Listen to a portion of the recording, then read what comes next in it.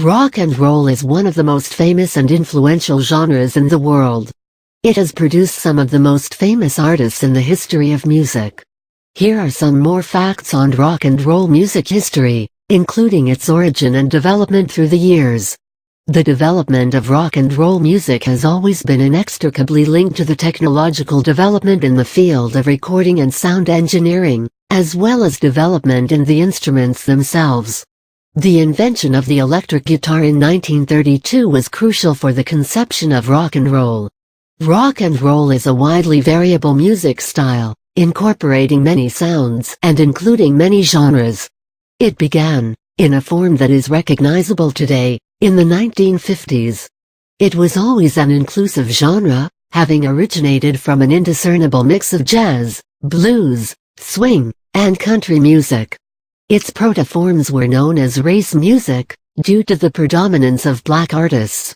However, the success of white artists such as Bill Haley, Buddy Holly, and Elvis Presley made liking rock and roll mainstream. Some of the most influential early artists in the rock and roll genre were Chuck Berry, Little Richard, Fats Domino, Bo Diddley, etc. All these artists were rooted in jazz and blues traditions. It is difficult to pinpoint one particular song as the first ever rock and roll song, since the style developed gradually and with inputs from a multitude of artists. However, the 1951 song Rocket 88 by Jackie Brenston is considered the first rock and roll record ever produced. Origins and early development. Though no single particular pre-existing genre can be considered the direct predecessor of rock and roll, the upbeat blues-based rhythm and blues comes close. It was a confluence of rhythm and blues and country music that led to the first, rudimentary versions of rock and roll.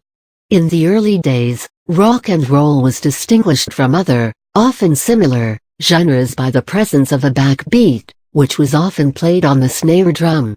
However, this feature got phased out over time. The electric guitar, an instrument crucial to rock and roll, started to be commercially sold by Rickenbacker.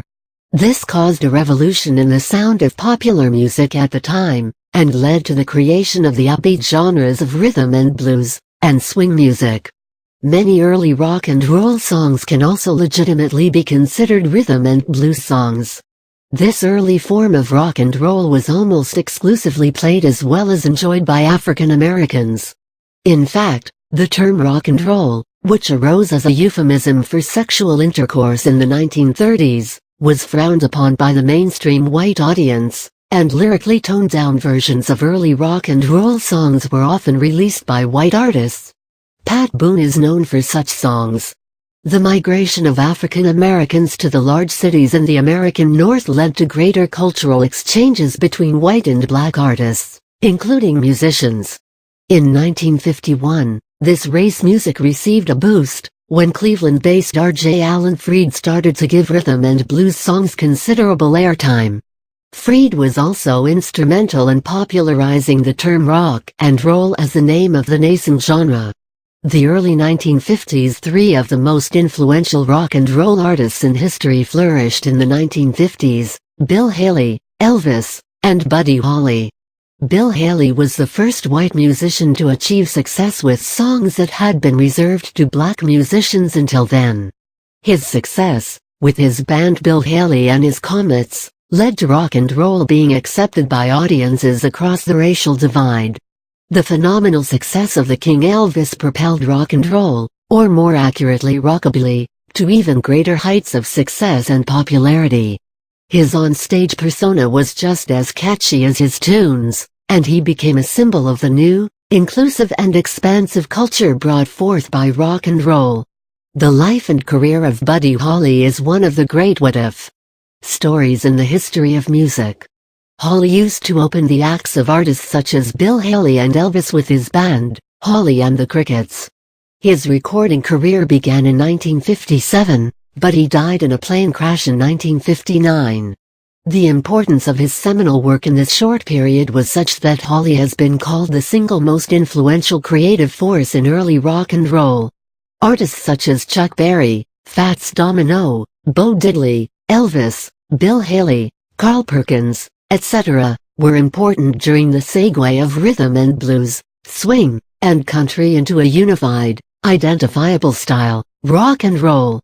Chuck Berry's 1955 song Maybelline was one of the very first to prominently feature deliberately created distortion on the guitar, a feature that came to define the rock genre. The British invasion and Beatlemania. Up till the early 1960s, rock and roll music had been limited to the USA. Its origins were in the States, and its greatest practitioners were also to be found in the US. This began to change in the 1960s, when, across the pond, British bands started to imitate and innovate this essentially American music form. Skiffle groups, consisting of makeshift instruments played by enthusiastic youngsters, had started to form all over England. It was in Liverpool, though, that the practice was particularly strong. The Quarrymen were just one among the countless skiffle bands on Merseyside. The only difference was that the Quarrymen were headed by a certain someone called John Lennon.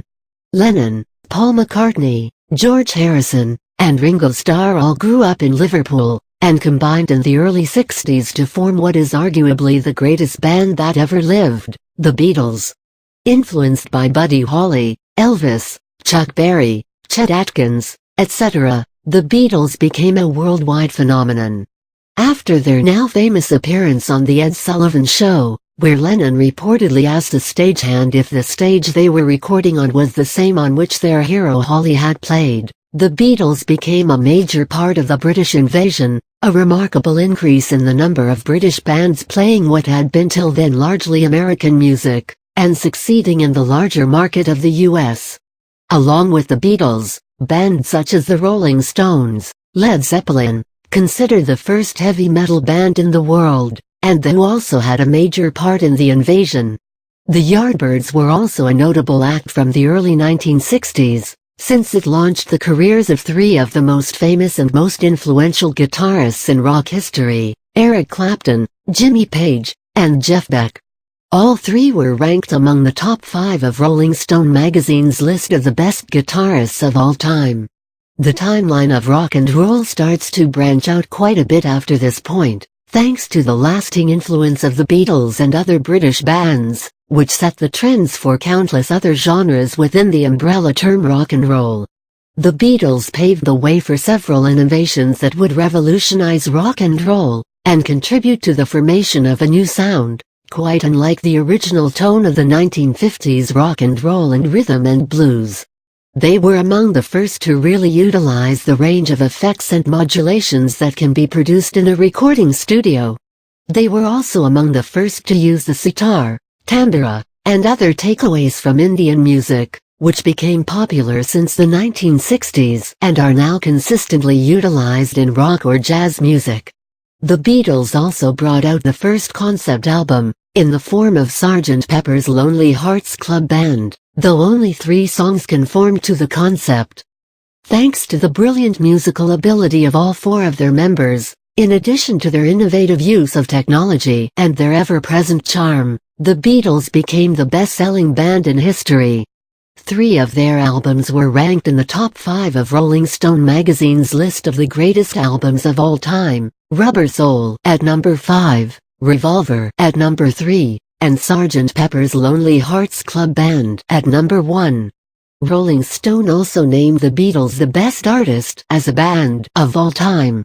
Divergence and decline. The emergence of bands such as Led Zeppelin and Aerosmith in the late 1960s and 1970s led to the formation of new genres such as hard rock, heavy metal, grunge rock, punk rock, etc. More importantly, the success of Led Zeppelin, the Rolling Stones, and the Who led to the transformation of rock and roll into the harder, more energetic rock genre.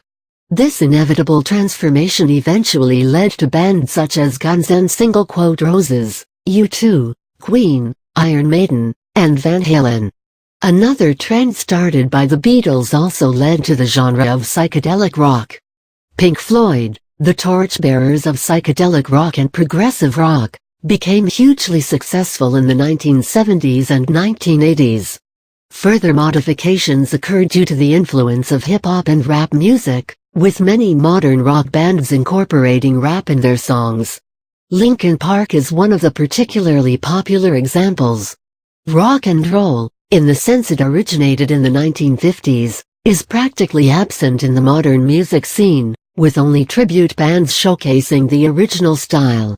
However, it is noteworthy to remember that whatever you are listening now probably has its origins in the rebellious cross-cultural movement of the 1950s. Image gallery artwork depicting the Beatles, L.R., McCartney, Harrison, and Lennon. Lineup of the Rolling Stones, L.R., Ronnie Wood, Charlie Watts, Mick Jagger, Keith Richards. Members of Led Zeppelin, L.R., John Paul Jones, Robert Plant, Jimmy Page. Lineup of Aerosmith, L.R., Tom Hamilton, Brad Whitford, Joe Perry, Steven Tyler, Joey Kramer. Eric Clapton, the only three-time inductee into the Rock and Roll Hall of Fame. Roger Waters, bassist, vocalist, and lyricist for Pink Floyd. Roger Daltrey, lead vocalist of The Who. Axl Rose, lead vocalist of Guns N' Roses.